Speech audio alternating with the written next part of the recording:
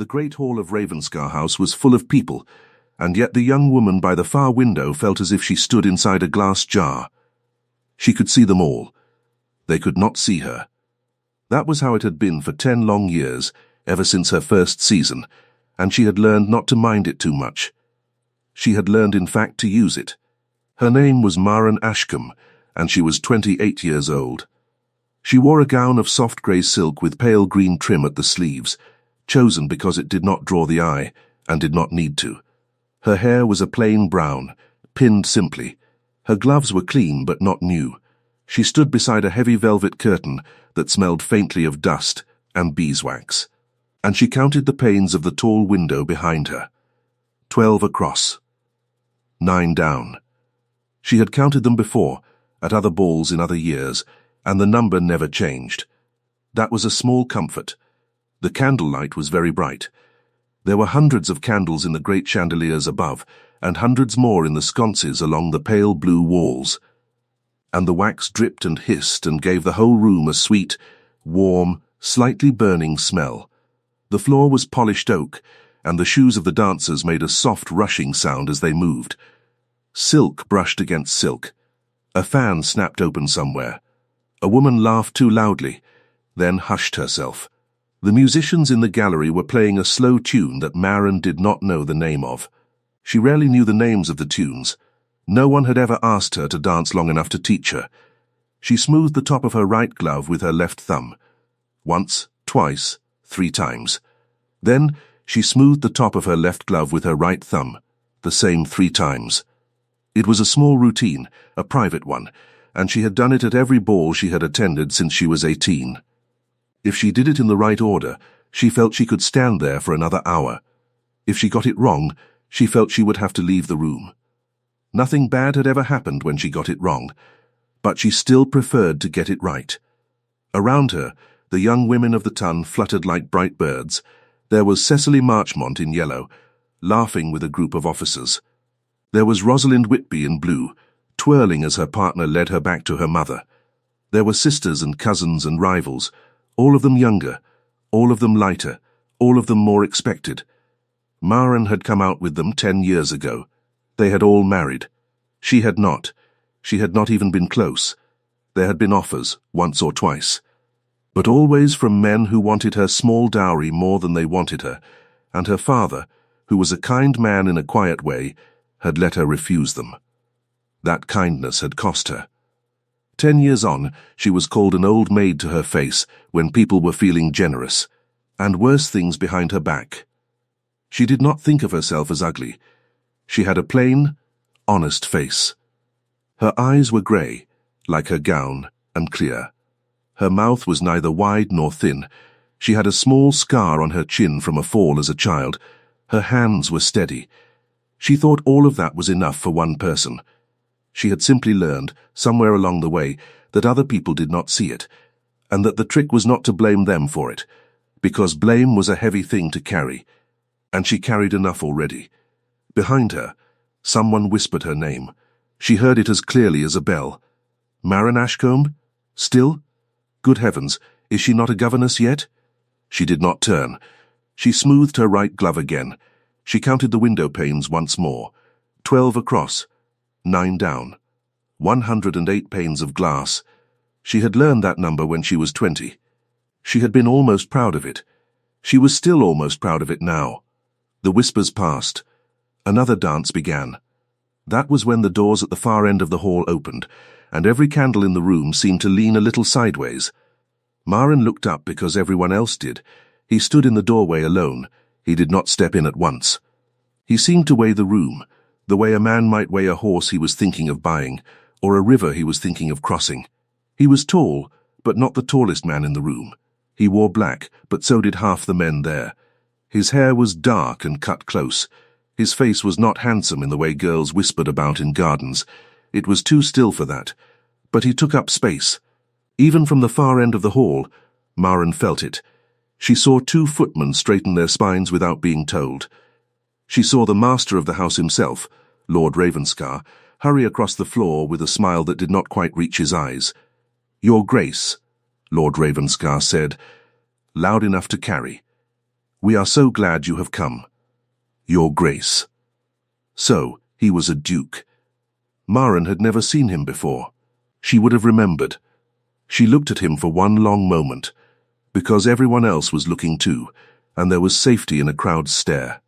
He did not smile. He nodded once at his host. He allowed himself to be led into the room.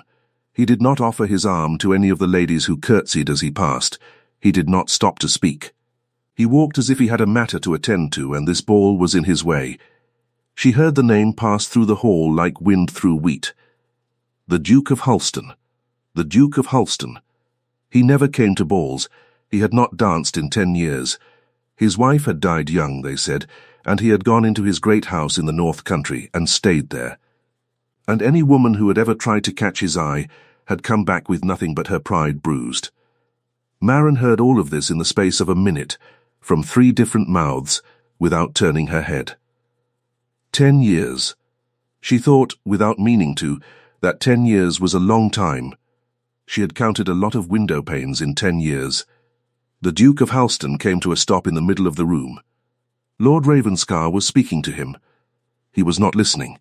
He was looking around, slowly, as if he had lost something and had come here to look for it.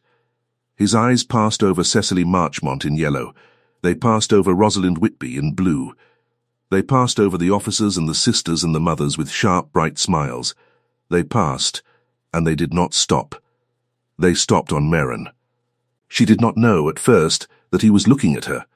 She thought his gaze must be aimed at someone behind her, at the curtain, at the window. She turned her head a little, to check. There was no one. When she looked back, he was still looking at her. He was looking at her hands. She realized, with a small hot flush, that she had been smoothing her right glove again while she watched him, and that he had seen her do it. She stopped. She put her hands down at her sides. He did not look away. He looked at her face now. His face gave nothing. He looked at her the way he had looked at the room, carefully, weighing. She felt the weight of it. She felt her breath tighten in her chest. She wanted to look away, but she was not sure she was allowed. It seemed rude to be the one to break it, when a duke was still choosing. Beside him, Lord Ravenscar was still talking. She saw his mouth move. She could not hear a word he said. There was a rushing sound in her ears, like water. The Duke of Hulston turned his head slightly and said something to his host without taking his eyes off Maren. Lord Ravenscar looked confused. He looked toward Maren. He looked back at the Duke. He seemed to say something like, "Are you certain, Your Grace?" The Duke did not answer. He simply began to walk. He walked across the ballroom. The dancers were still moving. The music was still playing. But something in the air changed. Fans slowed. Heads turned. The mother of Cecily Marchmont saw where he was going and stepped forward, gently steering her daughter into his path. He walked around them without looking. Cecily's mother's mouth opened and stayed open. He walked past the Whitby sisters. He walked past a countess in purple. He walked past 3 officers who bowed and were not seen. He was coming to Maren. She thought, quite clearly, that this must be a mistake. She thought that he must be walking to the window behind her, to look out at the gardens. She thought that he must be looking for a servant or a friend. She was so certain of the mistake that she did not move at all. She stood very still, as she had learned to do, and waited to be walked past. He did not walk past her. He stopped in front of her. He was tall enough that she had to lift her chin to look up. Close up, his eyes were not black, as they had seemed from across the room. They were a very dark grey, like slate under rain. There was a small line at the corner of the left one, a fine white line that might have been a scar or might have been the mark of years. He smelled of cold air, though he had been inside for some minutes. He smelled of leather and of something clean and green, like the sap of a broken pine branch. Underneath all that, there was something else, warmer, that she could not name. "Miss Ashcombe," he said. He said it the way a man says a name he already knows. She did not curtsy at once. She had forgotten how, for just a breath. Then her body remembered before her mind did, and she sank into a curtsy that was as neat as the one she had practiced when she was 17. "Your Grace," she said. Her voice was quieter than she had wanted. She hated that. She lifted her chin a little more when she came up. He looked at her hands again. Her hands were still at her sides, which was a small victory. "You do not dance," he said. It was not a question. "No, Your Grace." "Why not?" She almost laughed. She stopped it before it reached her mouth, but only just. "Because no one has ever asked me," she said. The words came out before she could measure them. In the whole room, in the whole 10 years, no one had ever asked her that question, and no one had ever heard her give that answer. She heard the truth of it as clearly as if someone else had spoken it. She felt her cheeks go warm. She waited for him to look sorry for her, or amused, or both. He did neither. He tilted his head very slightly. He seemed to be turning her answer over, as if it were a stone he had picked up and did not yet know what to do with. "That seems," he said, "a poor state of affairs." "It has been 10 years of a poor state of affairs, Your Grace," she said, "so I do not think one dance will mend it." She did not know why she said that. Perhaps because he had come so far across the room. Perhaps because her hands had begun to shake, very slightly, and she needed the words to steady them. She waited for him to walk away. He did not. He looked at her for a long moment. In that moment, the room fell quiet, not all at once. The musicians kept playing, the dancers kept moving, but somewhere near her, the whispers stopped. She heard a fan close. She heard a woman say, very softly, "Oh." She heard Lord Ravenscar clear his throat some feet away. The Duke of Halston held out his hand. He did not say, "Will you dance with me?" He did not ask. He offered his hand, palm up, and left the question in the air where anyone might reach for it. Merrin looked at his hand. It was a large hand, bare, because he had removed his glove somewhere between the door and where he stood. There was a callus on the side of one finger, of the kind a man got from holding reins. His skin was cool. She could feel that without touching it. Perhaps she imagined it. Perhaps she did not. She thought, in that slow half-breath, of every ball she had stood at with her hands at her sides. She thought of the window panes, 12 across, 9 down. She thought of her mother, 3 years dead, who had told her once that a woman only needed to be brave for the length of one dance, and then it was over, and she could go home. She thought that her mother had been talking about something else, something she had never quite understood. She thought she understood now. She lifted her hand. She placed her fingers into his palm. His fingers closed around hers, not hard but sure. His hand was warmer than she had expected. Her own hand, she realized, was cold. Someone gasped. She heard it clearly. She did not know who. He led her out onto the floor. The other dancers made room. They made too much room. They stepped back as if she and the Duke were something dangerous, and the couples nearest them fell out of step and had to catch themselves. The musicians in the gallery faltered for 2 beats. The tune stumbled. Then they found it again, quickly, and played on. He set his hand at her waist. She set her hand on his shoulder. His coat was heavy under her palm. It smelled again of that cold, clean pine sap smell, and beneath it, faintly, of wood smoke, as if he had stood near a fire in a hearth that morning, and the scent had come with him all this way. His shoulder under the cloth was very solid. He held her a proper distance away. He did not squeeze her hand. He did not look over her head, as some men did, to signal to their friends. He looked at her. "I do not know the step," she said, very quietly, "so no one else would hear."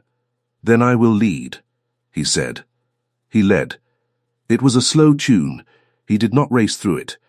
He kept time with the music, and after a few steps, her feet remembered what her mind had forgotten. She had watched 100 dances. She had known, in some small way all along, how it should feel. She followed him. She missed one step, and he waited for her, so that no one saw. She found the pattern. She kept it. She lifted her chin a little. Her heart was hammering in her chest so hard she thought he must feel it through his gloves. Her breath came fast. She could smell her own perfume now, the little bit of rosewater she had put on that evening, and she could smell the beeswax candles, and she could smell him, and under all of it, she could smell the sharp, cold winter air that had come in with him through the door and had not yet left the room. "You said no one has asked you in 10 years," he said. "Lo, yes, your grace." "No one has asked me in 10 either." She looked up at him then. His face was still, but she saw for the first time the tired lines under his eyes, the very small softening around his mouth. He was not looking at her as a man looks at a stranger. He was looking at her as a man looks at another survivor of the same long winter. "Why me?" she said. She could not help asking it. He did not answer at once. He turned her under his arm, and the room turned with her, all the candles blurring into one warm gold ring, and then it steadied again and she was back in front of him. "Because you were counting the windows," he said. She almost tripped. He steadied her without seeming to. "You saw that." "I saw that." "That is a strange thing to notice." "I notice strange things." The dance ended. She had not felt it ending. She felt only that the music stopped and his hand let go of hers, and he stepped back and bowed to her, low and proper, and she curtsied. Around them, no one moved. Every face in the room was turned toward them. Every fan was still. In the gallery, a single musician coughed, and it sounded like a gunshot. The Duke of Halston straightened. He looked at Maren. He said quite clearly, so that at least the nearest people would hear, "Thank you, Miss Ashcombe." Then he walked her back to her place beside the window, bowed once more, and left her. He did not stay at the ball. He went straight from her side to the door. Lord Ravenscar hurried after him. The doors closed. The whispers began. Maren stood by her window. Her hand, where his had held it, still felt warm. Her heart was still hammering. She smoothed her right glove with her left thumb. Once, twice, 3 times. The night was not over. In some ways it had only just begun. The talk began before her carriage was called. She heard pieces of it as she moved through the hall. A duke who had not danced in 10 years. A woman no one had asked in 10. The number matched. That mattered to people. That would matter more by morning. She heard her name twice said with wonder. She heard it once said with something colder, and she knew the voice without turning, though she did not let herself look.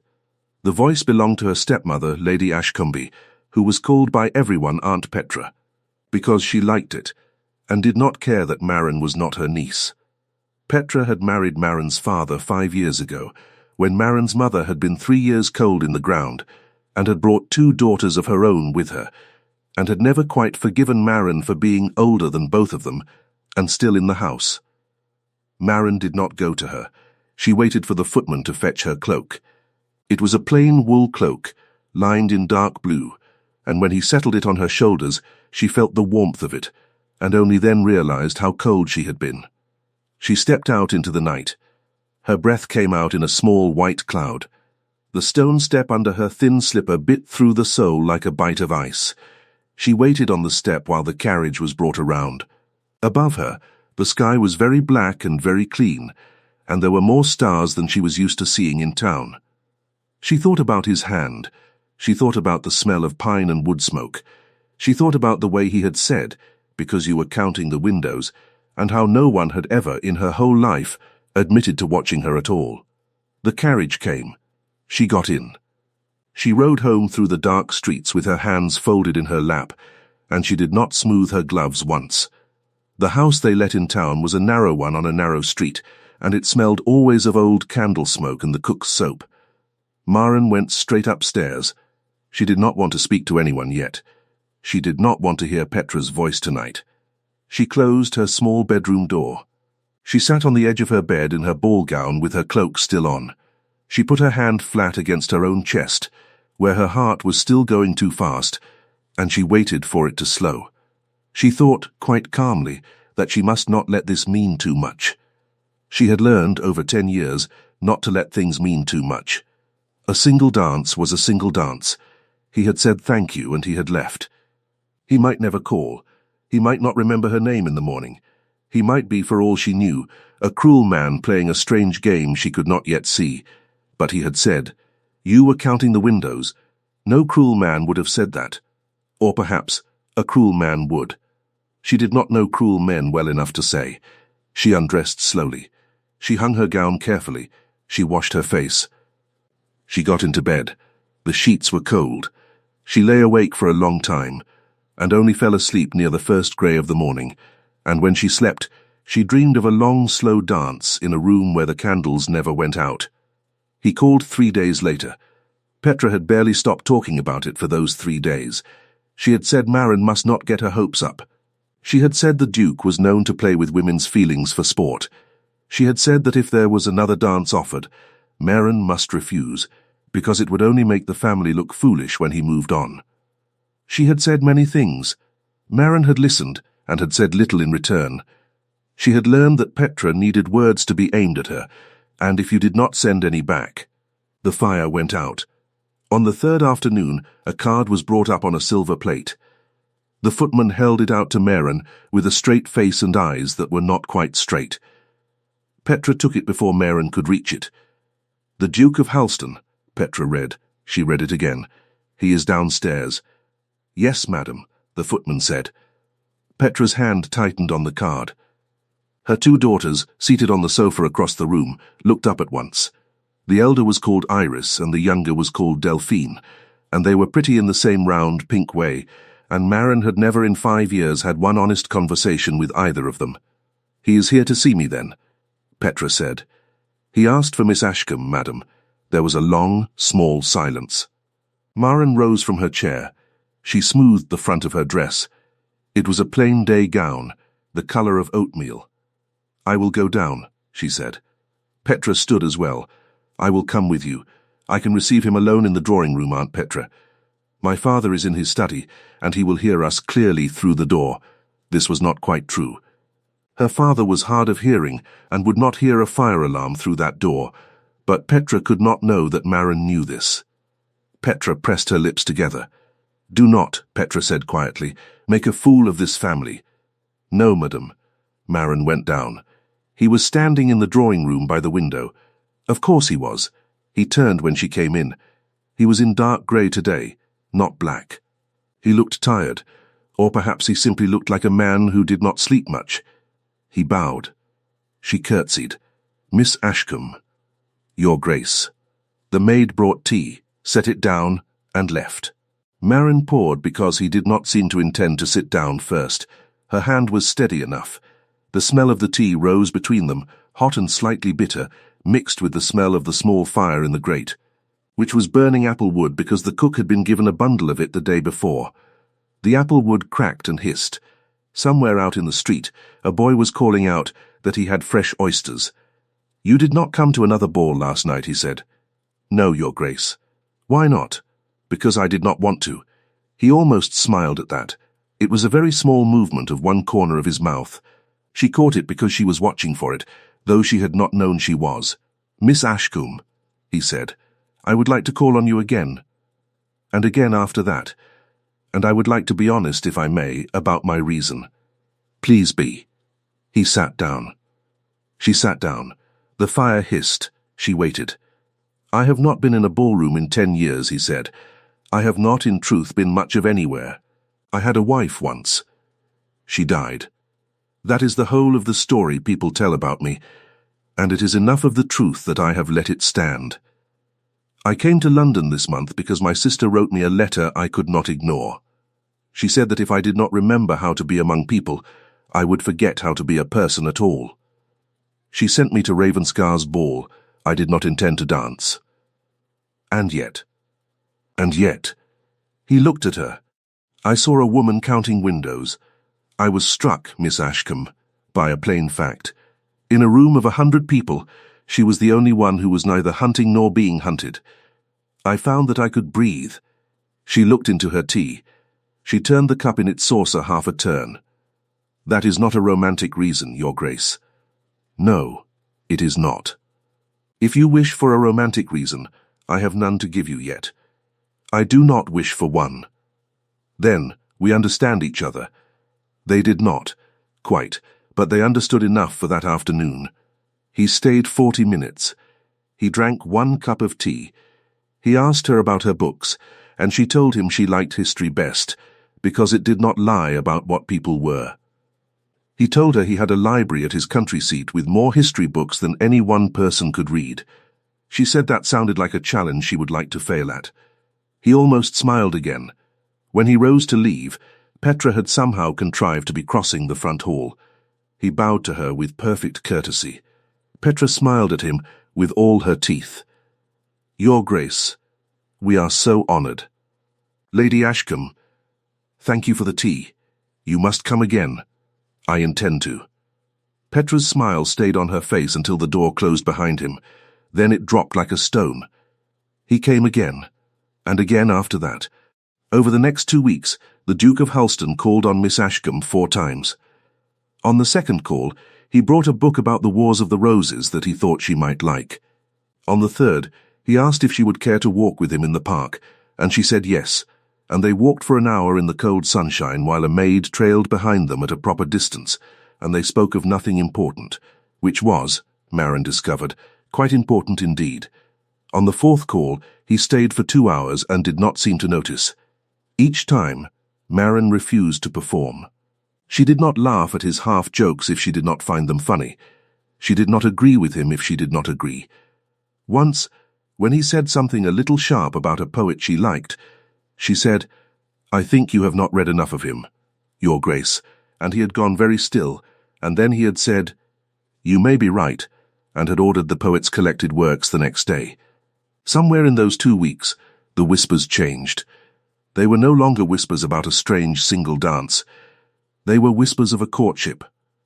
Not a firm one, not a settled one, but a courtship all the same. Petra could not bear it. She could bear the tea. She could bear the walks. She could bear even the book. What she could not bear was the way people looked at Marin now on the street. Not warmly, but as if they had begun to see her. Petra had gone 10 years watching her stepdaughter stand at the edges of rooms with her hands folded, and she had grown used to the arrangement. It suited her. Iris and Delphine had been able to shine, small as their light was, because Marin had never shone at all. If Marin shone now, if a duke chose her, of all people, what did that make Iris and Delphine? Petra could not answer that question, so she answered a different one. The Ravenscars gave a second ball at the end of the month. Half the town went. The Ashcombes went, because Petra had accepted for all of them the moment the card came, and there was no way to refuse without a scandal. Marin dressed carefully but not showily. She wore a gown of pale rose, because her father had asked her to, and she had not the heart to say no. Her father had watched her lately with an expression of quiet, worried hope, and it had made her chest ache. At the ball, she found the Duke of Halston in the crowd within a few minutes. He was standing near a pillar, being spoken at by 3 different men at once. He saw her. He excused himself. He came to her side. The whispers went out around them like ripples. "You came," he said. "I did. I thought you might not. I thought I might not," she said, "and then I thought that would be cowardly, so here I am." He almost smiled again. It was becoming a familiar thing, that almost. They danced twice that night. 2 dances was almost a declaration in itself, and the room knew it. Between the dances, they stood together and spoke quietly. She could feel Petra watching her from across the room. She could feel Petra's daughters watching her. She could feel her father watching too. But his watching felt different, softer, like sunlight through a curtain. It happened after the second dance. The Duke had stepped aside to speak to Lord Ravenscar for a moment. Marin stood alone near the refreshment table, sipping a little glass of lemon water. A cluster of women stood a few feet away. Petra was among them. So were 3 or 4 other matrons Marin knew by face. So were Iris and Delphine. It was the widest audience Petra could have hoped for, and she used it. Petra spoke, not loudly, but with the pitched clarity of a person who wanted her voice to travel exactly as far as she meant it to. "It is very kind of His Grace, is it not," Petra said, "to take pity on our poor Marin. She has been so long on the shelf that we had begun to think she would take up her Bible and go into the country to teach village children. It is a great charity in him. Truly, some men are so soft-hearted about spinsters and stray dogs. One hardly knows which he pities more." The women around her did not laugh. 2 of them looked away. One of them, an older lady in dark green, drew in a small, sharp breath. But it was said. It was in the air. Iris smirked. Delphine hid her face behind her fan, though not fast enough. Marin did not turn at once. She stood very still with her glass in her hand. She heard, in her head, the small, careful voice her mother had used to teach her long ago. A woman only needs to be brave for the length of one dance. She turned. She did not raise her voice. She did not step closer to Petra. She spoke across the small distance in a voice that carried only because the ladies around them had gone quiet, all at once, as if they had been listening for it. "Aunt Petra," Marin said, "I think you must be tired. You have made that same joke about spinsters and dogs 3 times in 5 years, and it did not improve with practice.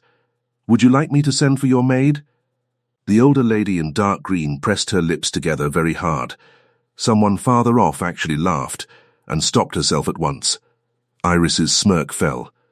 Delphine lowered her fan and had nothing to hide behind. Petra's face went white, and then a mottled red. "You," she began. "I am going to go and stand by the window now," Marin said, still quietly. "If any of you wish to speak to me kindly, you will find me there. If not, I hope you enjoy the rest of the evening." She curtsied. She turned. She walked, without hurry, across the ballroom to the far window. She placed her glass on a small side table. She smoothed her right glove with her left thumb. Once, twice, 3 times. Her hands were shaking. She hoped no one could see. She counted the panes of the window. 12 across. 9 down. 108. It was the same number as before. That was still a small comfort. She did not know that the Duke of Halston had come back into the room in time to hear the last of it. She did not know that he had stood, quite still, 5 paces from Petra's shoulder, and had heard the word spinster and the word dog, and his own name spoken as pity. She did not know that he had watched her cross the room to the window with her chin lifted, and had watched her stand there and count the panes, and had watched Petra go red, and then go pale, and then look around for allies and find none. He did not go to Marin at once. He watched her for a little while first. He watched her as a man watches a lit candle in a wide, dark hall. Then he turned. He bowed to Lord Ravenscar and said something short and quiet. He went home. That night, in his study, he sat for a long time in front of the fire and did not read the book that lay open on his knee. His housekeeper, Mrs. Trelane, brought him a cup of hot-spiced wine and set it down beside him, and did not speak. She had known him since he was a boy. She could tell when to leave him alone. She left him alone. He thought about it plainly. He was not a man of many words even inside his own head. He had been alone for 10 years. He had told himself, in that time, that he did not want to be less alone. He had believed himself. He was, he found, a poor judge of what he wanted. He wanted this woman not to have to stand by a window and count its panes as armor. He wanted her not to have to answer such a woman as her stepmother in front of half of society. He wanted, more than anything, to give her a place to stand where no one could speak to her that way ever again. He was a duke. He could give her such a place. He did not have to sit here and think about it. He could act. He acted. He wrote 3 letters that night. 1 to his sister, 1 to his solicitor, 1 to Lord Ashcombe, Marin's father. He signed all 3, and sealed them, and had them sent by the first post. He did not write to Marin. He thought Marin deserved to hear what he had to say from his own mouth. He also gave 1 instruction to his housekeeper, quietly, before he went to bed. He told her that in the linen cupboard on the 2nd landing there was a small red and black shawl that had belonged to his wife. He asked her to find it. He asked her to have it cleaned very gently, without changing its smell, if that were possible, because his wife had liked lavender water in her rinse, and Mrs. Trelane would remember. He asked her to fold it and put it aside. He did not say who it was for. Mrs. Trelane nodded once and asked no questions. That was the small, unexpected kindness. It was not for Marin, though it later became for her in a way. It was for something else. 2 houses down from his own, there lived an elderly woman called Mrs. Hobbs, who had been his wife's old nurse, and who had loved his wife as her own daughter. Mrs.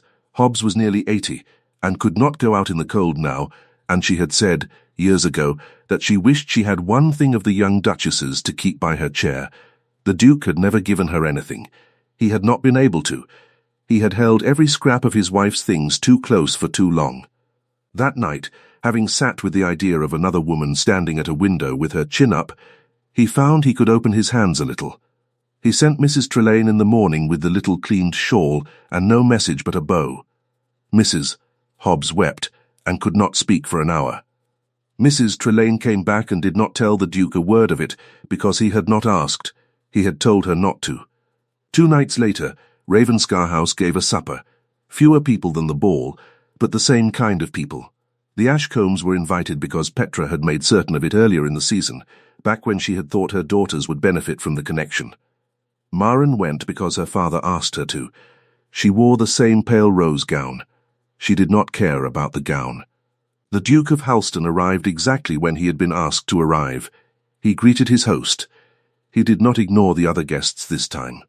He spoke to 2 dowagers, to an old friend from his school days, to a young officer he seemed to know. He was polite. He was watched. Every eye in the room, though pretending otherwise, was on him. He found Maren in a small parlour off the main room. She had gone in there for a moment because she had needed a moment. The parlour had a low fire and smelled of oranges from a bowl on a side table. She had been standing looking at the fire. She turned when he came in. She was alone.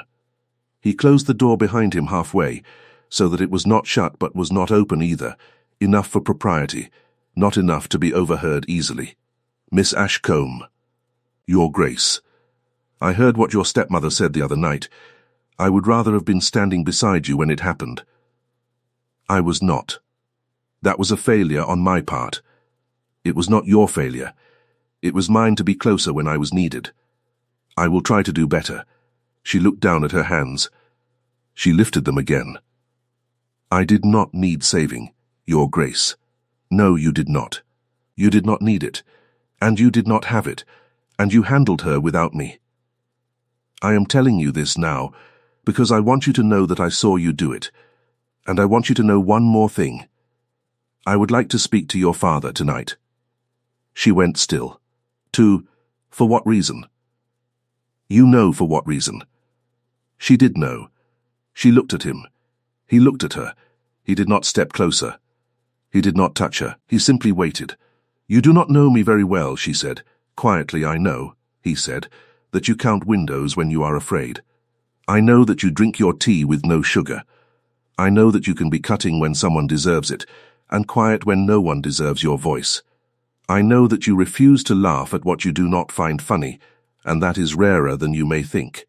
I know that you like history, because it does not lie. I know that when you took my hand at the ball, your hand was very cold. I have thought a great deal about that cold hand. I would like the chance to know the rest. She looked at the fire. The apple wood, someone had brought it here too, cracked and popped, and the smell of it and of the oranges together was suddenly the smell of her whole life at that moment, and she thought she would remember it forever. You may speak to my father, she said. Thank you. He did not smile. He bowed. He went out. He did not go to her father in a corner of the supper room. He went to Lord Ravenscar first and asked for the use of the library, and Lord Ravenscar, who was no fool, said yes. Then he asked Lord Ashcombe if he might have a word with him. Then, in the library, with the door closed, he laid out to Maren's father what he wished to do. Lord Ashcombe listened. He was a quiet man, as has been said, but he loved his daughter. And he had watched her stand by windows for 10 years, and he had blamed himself for it more than he had ever said aloud. When the Duke had finished, Lord Ashcombe wiped his eyes once, very quickly with the back of his hand, and said only, If she will have you, Your Grace, I will give you my blessing gladly. Then he added, in a firmer voice, But she must have you by her own choice, or not at all. That is the only way I would take her, the Duke said. Then they went back out to the supper room together. The room was full when they came back in. Petra was there, in green silk, with a tight, bright smile. Iris and Delphine were there. Half the great families of the town were there. Lord Ravenscar rapped a small silver knife against a wineglass to still the room, because the Duke had asked him to. The room stilled. The Duke of Halston stepped forward. He did not raise his voice. He did not need to. Every ear in the room was already leaning toward him. He said very simply, with her father's blessing, "I have this evening asked Miss Marin Ashcombe if I may address her formally as a suitor. She has done me the honor of accepting. I hope those of you who are her friends will wish her well."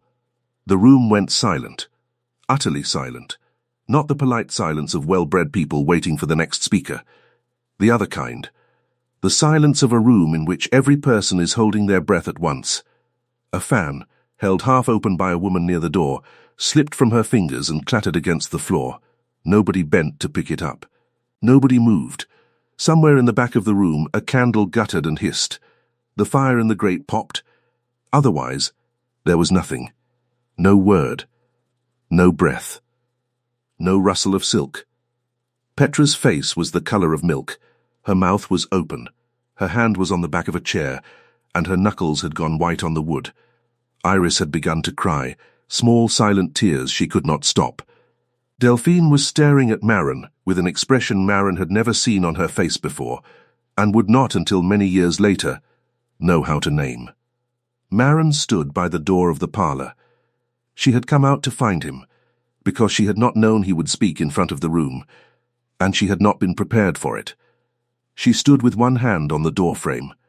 Her heart was very loud in her ears. She could smell the oranges from the parlor behind her. She could smell his cold, clean pine and wood smoke smell from where she stood, though he was 10 feet away. She looked at him. He looked at her. Then, into the silence, an old voice spoke. It was the older lady in dark green from the ball. She had not sat down. She lifted her small glass of ratafia, and she said, quite clearly, "Then I wish her well." Something in the room broke gently. Another voice said, "And I." Then another. Then Lord Ravenscar, loud and hearty and relieved, said, "Here, here," and lifted his own glass. Others lifted theirs. Not everyone. Petra did not lift hers. But enough did. Enough that the moment was carried. The Duke of Halston bowed to the room. He bowed more deeply to Marin. Then he walked to her, in front of them all, exactly as he had done at the ball. Only this time, when he offered his hand, she did not wait. She placed her fingers into his palm at once. The whispers began before the door of the parlor had shut behind them. The parlor was quiet after the noise of the supper room. The fire was still burning. The oranges still smelled of oranges. He shut the door most of the way. Not all the way. Again he did not sit. She did not sit. They stood a proper distance apart. She could hear voices rising and falling out in the supper room, but she could not make out any words, and that was a relief. She looked up at him. "Your Grace, I would prefer you use my name when we are private. I do not know your name. I have only been told your title." "Alistair," she said at once, quietly, to try it. "Alistair." He closed his eyes for a moment. When he opened them, his face was the same as it had ever been, still, quiet. But she thought she saw something behind it that was not still at all. "Why did you do that, Alistair?" she said. "Why in front of all of them?" He took a breath. "Because your stepmother spoke to you in front of a room of them," he said, "and every one of the people who heard her deserved to hear this too. Because I did not want a private engagement whispered about, so that people could pretend it was less than it is. Because I have been alone for 10 years, Marin, and I did not want to spend one more night pretending that I do not know exactly what I want." "And what," she said, "is it that you want?" "You," he said, "in whatever way you will have me. If you will have me only as a friend, I will take that. If you will have me as a husband, I will be a very good one. If you will change your mind tomorrow, I will not blame you, and I will not stop being your friend. I have not been a good man for a long time, Marin. I have not been a bad one either. But I have not been good. I would like to try, with you if you will let me. I would like to try." She listened to him. She did not interrupt him. When he was done, she was quiet for a long moment. She could hear the fire. She could hear from very far off a woman laughing in the supper room.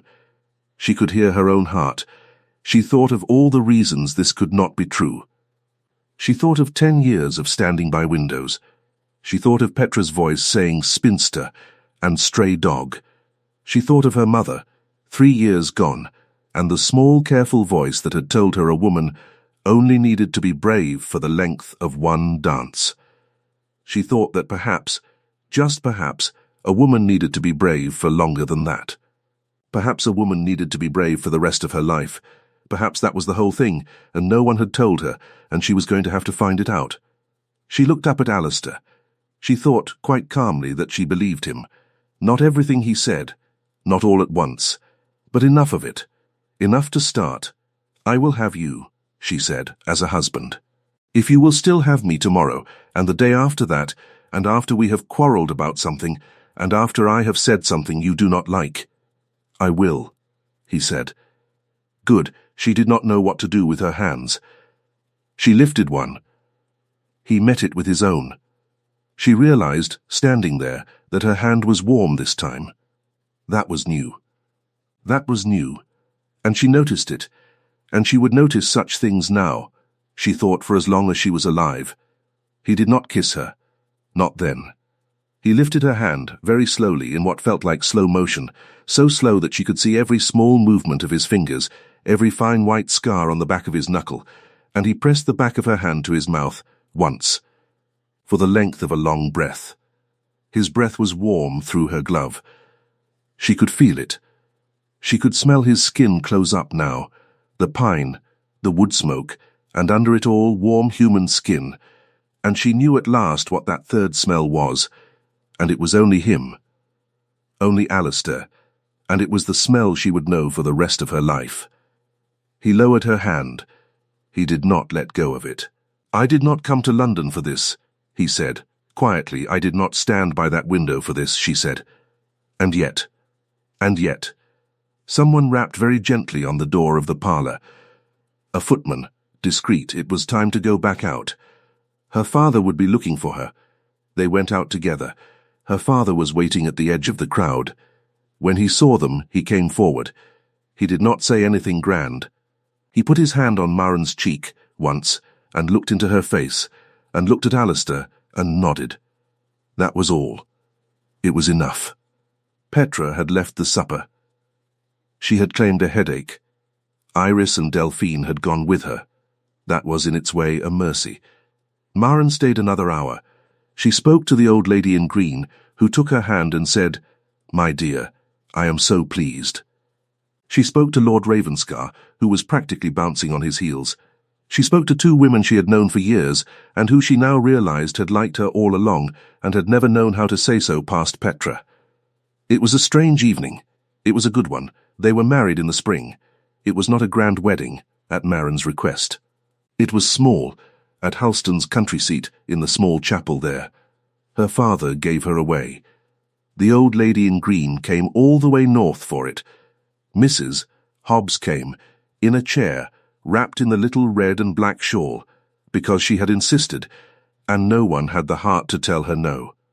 Alistair's sister came from her home in Scotland, and cried once when she saw her brother smile, though she was too polite to say so. Petra did not come. She had written a polite refusal. Maren had, quietly, been relieved. The ceremony was short. The vows were plain. Afterward, in the small hall of Halston House, there was a supper for perhaps 30 people. Alistair stood at the door and greeted each one himself. Maren stood beside him, in a simple gown of ivory silk with a small trim of green, and her hand was warm the whole evening, because it was in his most of the time, and only left it long enough to eat. 1 year later, on a cold, clear evening in early winter, they sat together in the small parlour of Halston House.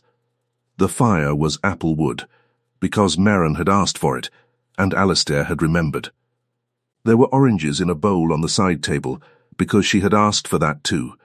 The dogs were asleep at their feet, 3 of them, 2 old and 1 young. The old ones had been Alistair's for many years. The young one had come to them by accident in the summer, half-starved, and had refused to leave, and no one had made her. Maren was reading, or pretending to. She was watching him over the top of her book. Alistair was writing something at the small desk by the window. She could see the line of his shoulders, and the way his hair, cut close as ever, had a touch of grey at the temples now that had not been there a year ago. He had turned 41 that autumn. She had turned 29. He set down his pen. He turned. "You are watching me." "I am." "You are supposed to be reading. I have read this page 4 times. I do not know what is on it." He came to her. He sat down on the low stool by her chair. He rested his hand on her knee, over the wool of her dress. His hand was warm. "What are you thinking about?" he said. She thought for a moment. She thought about a great hall in London, and a room full of people, and the sound of silk brushing silk.